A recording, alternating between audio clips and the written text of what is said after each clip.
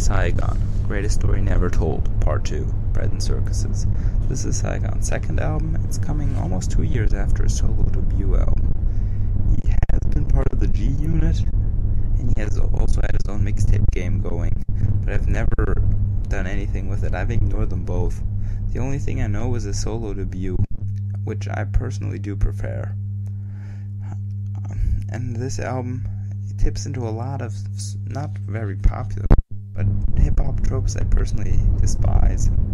He repeats how all other rappers are fake. I know, but I'm a fan of the culture, just like wrestling. A fan doesn't want to look behind the curtain. They just want to be fooled. He tells moral stories out of the third-person perspective instead of the first person. This is a very extremely specific nitpick, but I find it always sounds preachy, and you stand above the whole story when you tell it out of the third person. This is a problem I also had with Lupe Fiasco's newest album. It just sounds a little preachy. And like Eminem on Recovery, he shows a lot of self-pity on his songs, another subgenre I'm not very fond of. In addition, he has a lot of male sung hooks which just sound generic, and even the females lack of soul, and for the most part. So despite all of these personal drawbacks, it's a surprise how much I really like this album. Saigon's a good rapper. He tackles difficult topics sometimes extremely well, like on Relay Friendship. He tells the story of a man stuck in the friend zone with a female, and to be honest, who hasn't been there? On Brownsville Girl, he tells a story about how easy it is for a young person to get sucked into the gang life by your peers. In many ways, his positive messages are just well-told stories with a sad ending, and I absolutely have got no beef with that.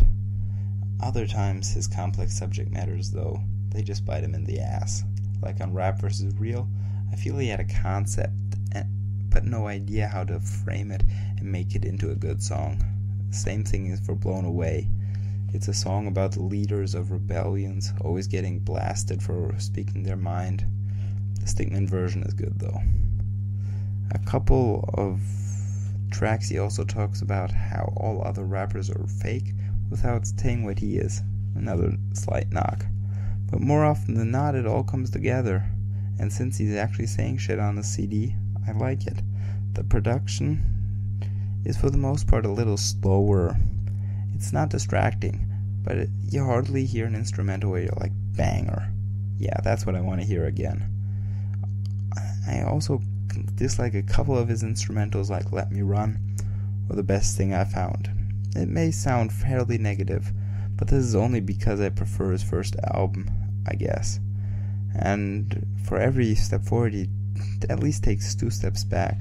After the first listen, I absolutely hated this CD.